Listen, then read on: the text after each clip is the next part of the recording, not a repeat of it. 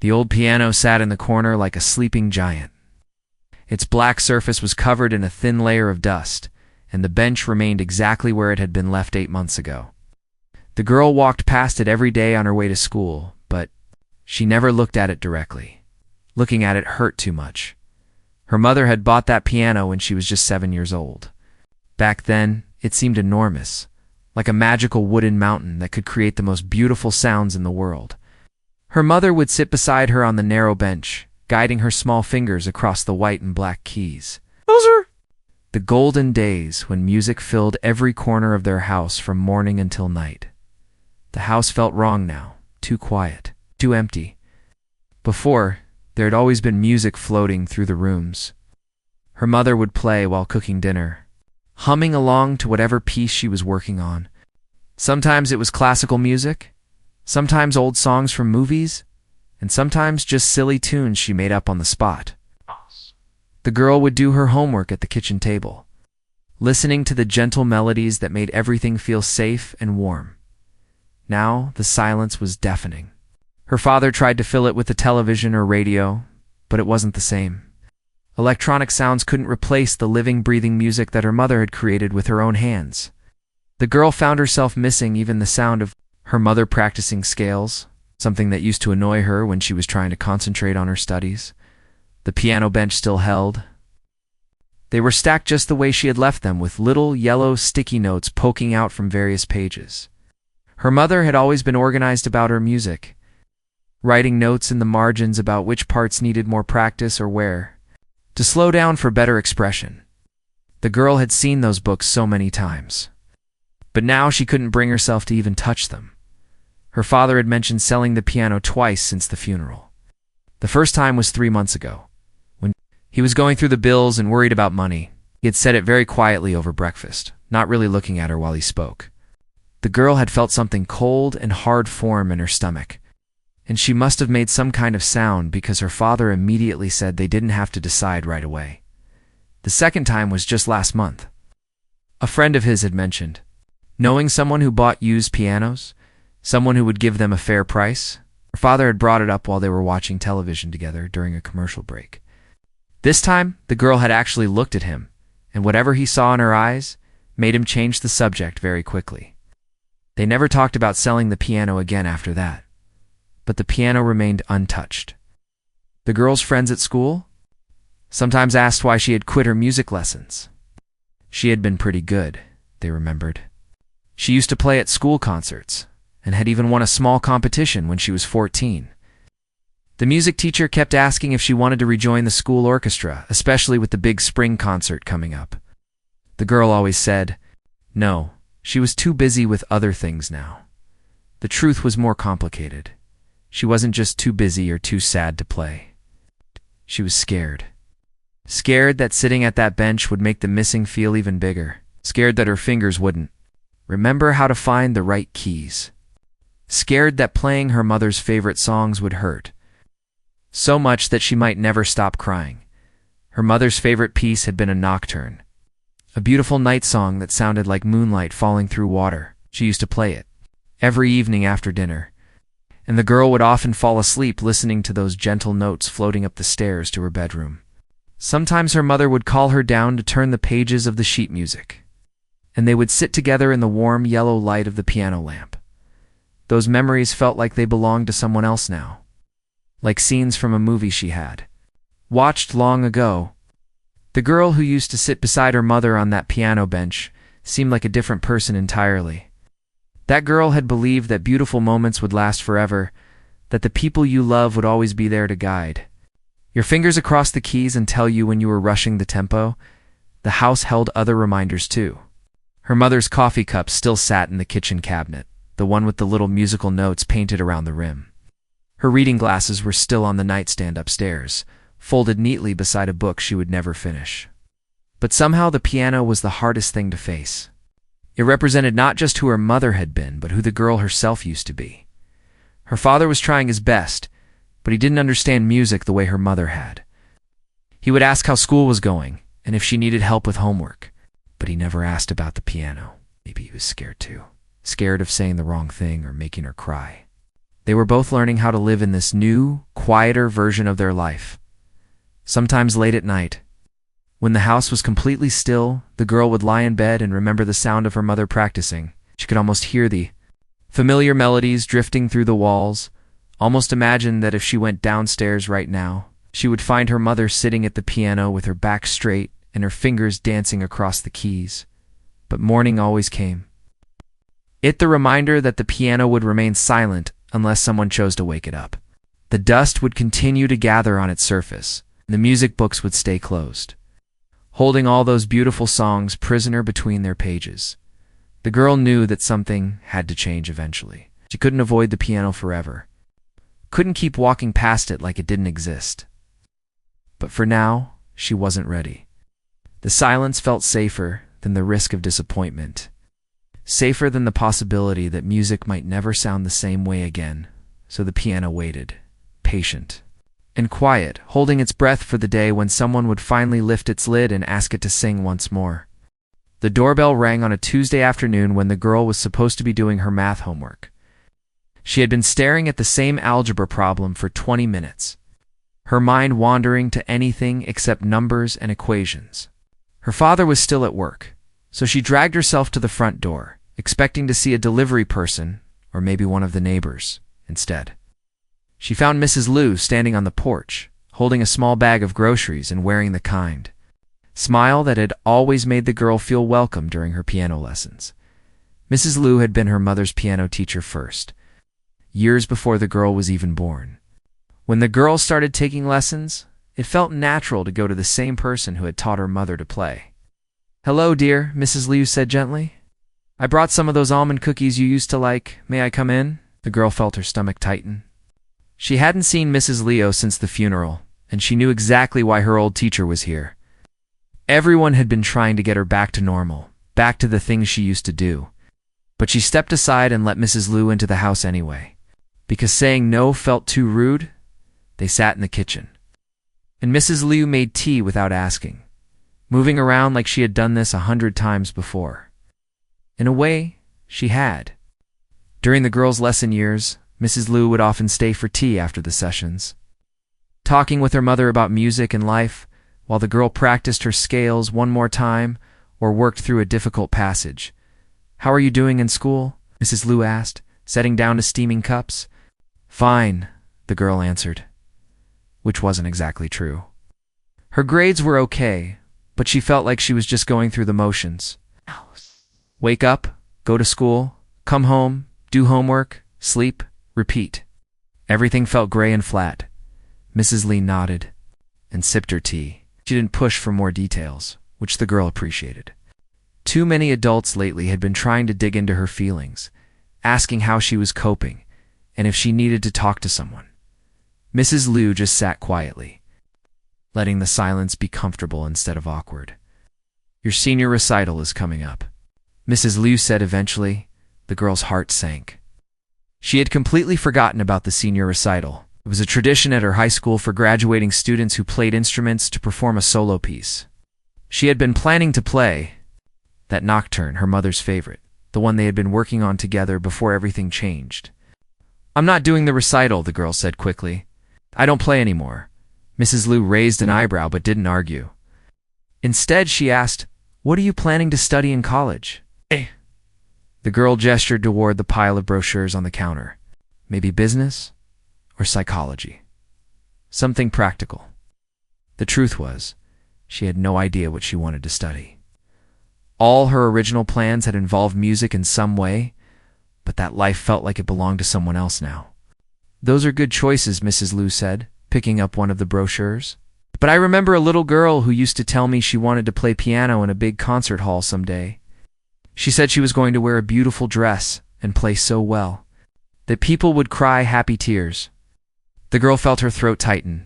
She did remember saying that, back when everything seemed possible and the future looked bright and musical. "That was a long time ago," she whispered. "Not so long," Mrs. Liu said softly. "And dreams don't just disappear because we're hurting." They sat in silence for a while longer. The girl could feel Mrs. Liu watching her, but not in a judgmental way. More like how her mother used to watch her when she was struggling with a difficult piece, patient and understanding. "I lost my first piano teacher when I was about your age," Mrs. Liu said suddenly. "His name was Mr. Wang, and he was like a grandfather to me. He taught me everything I knew about music, about discipline, about finding beauty in the world even when things were hard." The girl looked up, surprised. Mrs. Liu had never talked about her own teachers before. "When he died, I couldn't touch the piano for months," Mrs. Liu continued. "Every song reminded me of him. Every lesson I had learned felt empty, without him there to nod and smile when I got something right. I thought maybe I should quit music altogether and become a nurse. Or a secretary. Something completely different." "What changed your mind?" the girl asked, despite herself. Mrs. Liu smiled. "My mother. She told me something I've never forgotten. She said that when we love someone and they teach us something beautiful, we have two choices. We can bury that beautiful thing with them, or we can keep it alive by sharing it with the world." She said that Mr. Wang lived on every time I played piano, every time I taught a student, every time I brought music into someone's life.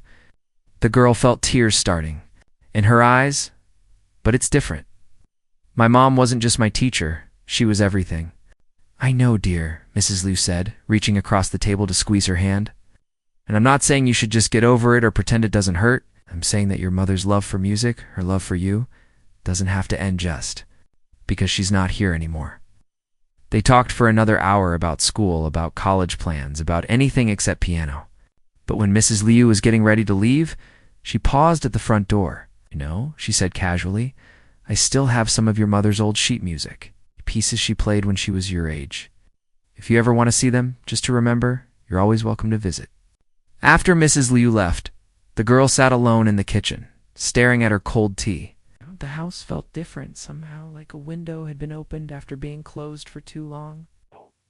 She found herself thinking about Mr. Wang, Mrs. Liu's teacher, and how his lessons had lived on through her students. She thought about all the people Mrs. Liu had taught over the years, all the music that had spread out into the world like ripples in a pond. For the first time in months, she walked past the living room slowly instead of hurrying by. The piano looked the same as always, dusty and silent, but something had shifted in how she saw it. Maybe it wasn't just a painful reminder anymore. Maybe it was also a bridge, a way to stay connected to everything her mother had given her. She didn't sit down at the bench that day, but she didn't run away from it either. Baby steps, she thought. Maybe baby steps were enough for now. That night, she looked through her college brochures again. But this time she also pulled out the ones about music programs that she had hidden at the bottom of the pile. She didn't make any decisions, but she kept them on her desk instead of throwing them away. Change was coming, slowly but surely, like the first warm day after a long winter. The girl could feel it in the air, even if she wasn't quite ready to embrace it yet. 3 weeks had passed since Mrs. Liu's visit, and the girl found herself thinking about their conversation more often than she wanted to admit. The college brochures were still on her desk, both the practical ones and the music ones, but she hadn't made any decisions yet. Her father kept asking if she needed help with applications, but she always said she had more time to think about it. It was a Saturday evening when everything changed. Her father had gone to visit his brother for the weekend, leaving her alone. In the house for the first time since the funeral, she had planned to catch up on homework and maybe watch some movies, anything to keep her mind busy. But as the sun started to set, the silence in the house became overwhelming. She wandered from room to room trying to find something to do. The television felt too loud, then too quiet. Her homework felt pointless. Even her favorite books couldn't hold her attention. Finally, she found herself standing in the doorway of the living room, looking at the piano that had been gathering dust for 8 long months. Something was different about tonight. Maybe it was being alone in the house, or maybe it was Mrs. Liu's words still echoing in her mind, but the piano didn't look as scary as it usually did. It looked lonely, like a friend who had been waiting patiently for her to come back. Before she could change her mind, she walked over and sat down on the bench. The wood felt cold under her hands, and she could see the dust particles floating in the evening light. Her mother's sheet music was still there, exactly where it had been left. The nocturne was on top, the one her mother had been practicing. The night before she got sick, the girl lifted the piano lid slowly, and the keys seemed to glow in the dim light. She pressed middle C gently, and the sound filled the room like a voice calling out after a long silence. It was perfectly in tune, which surprised her. Her father must have been having someone come to maintain it, even though nobody had been. Playing, she started with simple scales, the way her mother had always taught her to begin. Her fingers felt stiff and uncertain at first, like they had forgotten how to dance across the keys. But muscle memory is a strange thing, and after a few minutes, her hands started to remember their old patterns. The scales became smoother, more confident. Then she tried a simple piece she had learned years ago, something easy and familiar. Her fingers stumbled a few times, but the melody came back to her like an old friend. She could almost hear her mother's voice saying, "Don't worry about the mistakes, just keep playing. The music will find its way." Feeling braver, she reached for the nocturne. This was the piece that had meant everything to her mother, the one she played every evening after dinner. The girl had been working on it too, planning to surprise her mother by playing it perfectly for her birthday. But that birthday had never come. She started the opening notes slowly, carefully. The melody was hauntingly beautiful, like moonlight on water, just as she remembered. But as she got further into the piece, she began to rush, the way she always used to do. There was a tricky section in the middle where the left hand and right hand had to work together in a complex rhythm, and she had never quite mastered it. She was concentrating so hard on getting the notes right that she almost didn't notice when it happened. She reached the difficult part and started to speed up. She heard a voice behind her, as clear as if someone was standing right there. "Slow down, sweetheart. Let the music breathe." Her hands froze above the keys. Her heart started pounding so hard she could hear it in her ears. She knew that voice. She knew those exact words. Her mother had said them to her hundreds of times. During their practice sessions, slowly, she turned around on the bench. The living room was empty. The evening shadows stretched across the floor, and the family photos on the mantelpiece looked back at her with familiar faces. But there was nobody there. Nobody at all. She sat perfectly still for several minutes, staring at the empty space behind the piano bench. This was where her mother always used to stand when she was helping with lessons, close enough to see the sheet music but far enough away to let her daughter play independently. The girl could almost see her there, arms crossed gently, head tilted slightly to one side, the way it always was when she was listening carefully. "I'm losing my mind," the girl whispered to herself. "Grief is making me hear things that aren't there," but even as she said it, she didn't really believe it. The voice had been too clear, too real, too perfectly timed. It had come at exactly the moment when her mother always used to correct her in exactly the same tone of patient encouragement. That had guided her through years of practice. She turned back to the piano, her hands shaking slightly. Maybe she was imagining things. Maybe the loneliness and the memories were playing tricks on her. But there was only one way to find out. She started the nocturne again, from the beginning. This time she tried to play it the way her mother had always encouraged her to, letting each note have its full value, not rushing toward the next phrase. When she reached the difficult section, she deliberately slowed down even more, giving herself time to think about each finger placement. The music sounded different when she played it this way, richer, more meaningful. Like each note was a word. In an important conversation instead of just sounds to get through as quickly as possible, and then she moved into the final section of the piece. She felt it. A warmth behind her, like someone standing close enough that she could sense their presence. Not scary or cold, but comforting, familiar. Like her mother was there, listening with the same pride and attention she had always given to her daughters. Playing, the girl didn't turn around this time. She just kept playing, letting the music flow through her fingers while tears started to stream down her cheeks. But these weren't the bitter tears she had cried for months. These were different. Sad, yes, but also grateful. Like something that had been broken was slowly starting to heal. When she finished the piece, she sat quietly for a moment, her hands resting on the keys. The presence behind her seemed to linger for a few seconds longer, and then gradually faded. Leaving her alone, but not lonely, she looked at her mother's sheet music with new eyes. All those little notes in the margins, the fingering suggestions, the reminders about tempo and expression. They weren't just technical instructions anymore. They were messages, pieces of guidance that could still help her even now. For the first time since the funeral, the girl smiled. Really smiled? Not just the polite expression she wore at school, or when adults asked how she was doing. She was still sad, still missed her mother terribly, but something had shifted.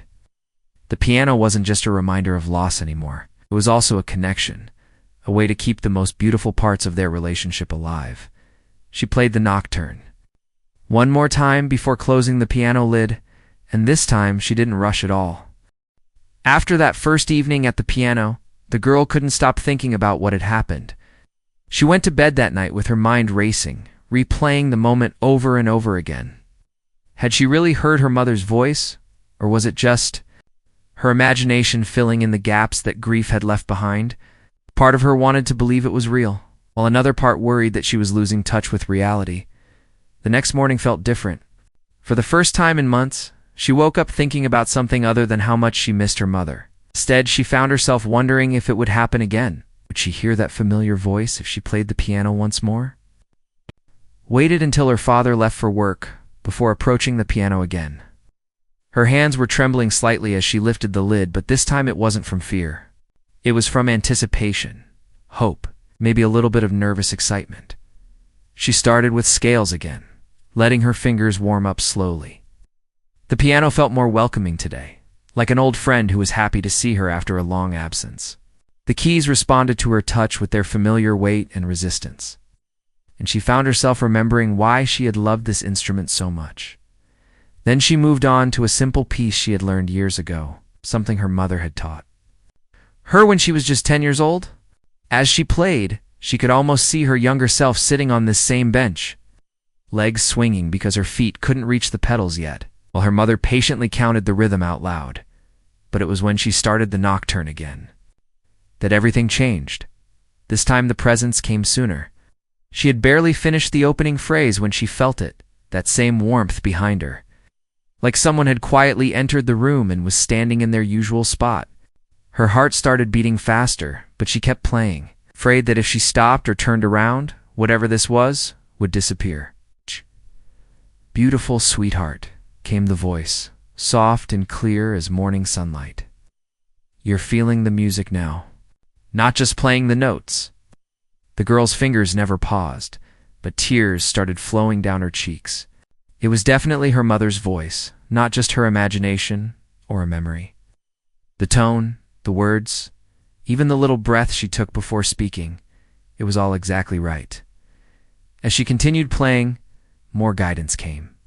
When she hit a particularly difficult passage she heard, "Remember to keep your wrists relaxed. Let your hands float over the keys." When she started to tense up during a complex section, the voice said gently, "Breathe with the music. In and out, just like we practiced." For the next hour, it felt like the most normal thing in the world. Her mother was there helping her practice, offering the same patient corrections and encouragement she had given for so many years. The girl found herself responding naturally, adjusting her posture when reminded, slowing down when told, adding more expression when encouraged. But when she finally finished playing and turned around, the room was empty again. Just the afternoon. Sunlight streaming through the windows and the familiar photos on the mantelpiece. The silence felt heavier after having heard that beloved voice. But it wasn't the crushing silence she had lived with for months. This was different, like the quiet after a meaningful conversation, when words are still hanging in the air. Over. The next few days, the girl established a new routine. Every afternoon when she came home from school, she would sit at the piano and practice. And every time, without fail, her mother would be there to guide her, not as a ghostly apparition or a frightening presence, but as the same loving teacher she had always been. The corrections came just when they were needed. Softer on the left hand, when the accompaniment was overpowering the melody. Feel the rhythm in your whole body, when she was playing mechanically instead of musically. Remember, music is conversation, not performance. When she got to, focused on technical perfection and forgot about expressing emotion, sometimes the guidance was about more than just music. When the girl was struggling with a piece, and getting frustrated, she would hear, "Take a break, honey. Come back to it when you're feeling patient again." When she played something particularly well, she would hear the warm approval in her mother's voice. "That's it. That's exactly what the composer wanted you to find in this music." The girl began to look forward to these practice sessions more than anything else in her day. School felt like something she had to get through so she could come home and spend time at the piano. Her grades actually started improving because she was more focused. Knowing that her reward would be those precious hours of music and connection, her father noticed the change immediately. She was humming again while doing dishes. She smiled. More at dinner. She even started asking him about his day instead of just sitting quietly through their meals. When he mentioned hearing piano music coming from the living room, she simply said she had decided to start playing again. She didn't tell him about the voice, about the presence, about the feeling that her mother was still teaching her. Some things were too precious and too fragile to share, even with someone who would want to understand. But the change in her was obvious to everyone. Mrs. Liu called one evening and was delighted to hear that her former student was playing again. Her friends at school commented that she seemed happier, more like her old self. Even her teachers noticed that she was more engaged in class, more willing to participate in discussions. The girl realized that the presence wasn't just about hearing her mother's voice. It was about feeling connected to all the love and wisdom that had been shared between them over the years. Every gentle correction, every word of encouragement, every moment of shared joy in creating beautiful music, none of that had died. It had all been waiting patiently for her to be ready to receive it again. She started exploring pieces of music she had never played before, including some of her mother's favorites that had seemed to advance for her skill level. But now, with her mother's voice guiding her through the difficult passages, she found she could tackle much more challenging pieces than she had ever imagined. The nocturne became her specialty, the piece she could play with the most confidence and emotional depth. She also learned new songs, each one bringing its own lessons and its own moments of connection. Some afternoons, the guidance was mostly technical: how to shape a phrase, when to use the pedal, how to balance different voices in the music. Other days, it was more emotional: how to find the story hidden in the notes, how to let her own feelings flow through the music, how to connect with the composer's intentions. The girl understood now that this wasn't about replacing the relationship she had lost. Nothing could do that. This was about discovering that love doesn't end when someone dies, it just changes form. Her mother's love had become part of the music itself, woven into every melody, living in every gentle correction and word of praise. As weeks passed, the girl felt stronger and more confident, not just as a pianist, but as a person. She was still sad sometimes, still missed her mother terribly. But the crushing weight of grief had lifted enough that she could breathe again, could find joy again, could imagine a future that included music and hope and beautiful things. 2 months had passed since the girl first heard her mother's voice at the piano, and her entire world had transformed. What started as daily practice sessions had become the most important part of her day. She would rush home from school, eager to sit at the bench and feel that familiar presence settle behind her like a warm embrace. The senior recital was now just 2 weeks away. Something remarkable had happened. The girl had decided she wanted to participate after all. She had gone to the music teacher and quietly asked if it was too late to sign up. The teacher had been so surprised and delighted that she immediately made space for her on the program. But as the day approached, the girl felt a mix of emotions she couldn't quite sort through. She was excited to share her music with others for the first time in almost a year. She was proud of how much she had improved, how confident she felt playing pieces that once seemed impossible. But she was also nervous about performing without her mother's voice to guide her through difficult moments. "What if I can't hear you when I'm up there?" she had asked the empty room during one of their practice sessions. "What if I mess up in front of everyone?" The response had come immediately. Warm and reassuring. "Sweetheart, I've been teaching you for months now. All of that guidance is inside you. You don't need to hear my voice to remember what I've taught you." Still, the girl worried. The presence had become such an important part of her playing that she couldn't imagine performing without it. She had grown used to the gentle corrections, the words of encouragement. the feeling that she wasn't alone on stage. Her father had been wonderfully supportive about the recital. He had taken time off work to attend, and he'd even bought her a new dress for the occasion, a deep blue one that reminded her of evening skies. When she tried it on, he had tears in his eyes. "Your mother would be so proud," he said quietly. "She always said you had a gift for making music come alive." The girl felt a flutter of sadness at his words, but it was the gentle kind of sadness that comes with beautiful memories rather than the sharp pain that used to cut through her. Every time someone mentioned her mother, 3 days before the recital, something unexpected happened. Mrs. Liu came to visit again, but this time she brought something special with her. "I have a surprise for you," she said, pulling out an old manila folder. "These are some of your mother's compositions. She wrote them when she was about your age, but I don't think she ever showed them to anyone except me." The girl's eyes widened. As she looked through the handwritten sheet music, the notes were in her mother's careful script, with little doodles in the margins and personal notes about tempo and expression. There were 5 short pieces, each one titled with simple words, like Morning Rain and Dancing Shadows and Mother's Lullaby. She was always so modest about her own compositions, Mrs. Liu explained. She thought they weren't good enough to share. "But I kept copies because I believed they were beautiful and deserved to be heard someday." That evening, the girl sat at the piano with one of her mother's compositions spread out before her. It was called Quiet Hope, and as she played through it for the first time, she understood why her mother had been modest about it. The piece was deeply personal, full of gentle melodies that seemed to speak directly to the heart. As she worked through the unfamiliar notes, she felt the presence behind her, stronger than it had been in weeks. "You found them," came the voice, and for the first time, there was surprise in it. As if her mother hadn't expected these pieces to resurface. "They're beautiful," the girl said out loud, not caring if it seemed strange to talk to empty air. "Why didn't you ever play them for me?" "I was always too shy about my own music," the response came. "It felt too personal, too close to my heart. But hearing you play it now, it sounds the way I always hoped it would." Over the next 2 days, the girl learned Quiet Hope by heart. It wasn't technically difficult, but it required something. More challenging than complex fingerwork, it required her to put her own emotions into someone else's creation. To find the story her mother had hidden in those simple notes.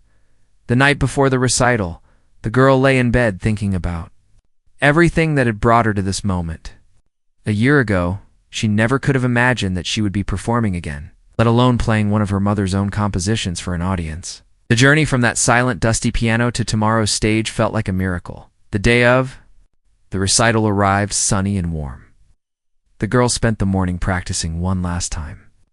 Running through both pieces, she planned to perform the nocturne that had started everything, Quiet Hope, her mother's composition. Her father made her favorite breakfast and told her jokes to keep her calm, though she could tell he was nervous too. At the school auditorium, she watched the other students perform their pieces. There were violinists and flutists, singers and guitarists, each one sharing something they had worked hard to perfect. When her name was called, she walked to the piano on slightly unsteady legs. But as soon as she sat down at the bench, she felt centered again. She started with the nocturne, the piece that had brought her mother's voice back into her life. As she played the opening notes, she listened carefully for that familiar presence. But the space behind her felt different than it did at home. Not empty exactly, but quiet in a new way. For a moment, panic fluttered in her chest. What if she couldn't play without that guidance? What if she had become too dependent on her mother's voice to perform on her own? But then she remembered what the voice had told her, that all the teaching was inside her now. As she moved into the complex middle section of the nocturne, she found that her hands knew exactly what to do. Her mother's corrections had become part of her muscle memory. The reminders about breathing and expression had become second nature. She played the entire piece beautifully, with confidence and emotion that surprised even her. The audience was completely silent as the last notes faded away, and then applause filled the auditorium. But it was when she began Quiet Hope that something truly magical happened. As her fingers found the gentle melody her mother had written decades ago, she felt the presence return, stronger and warmer than ever before.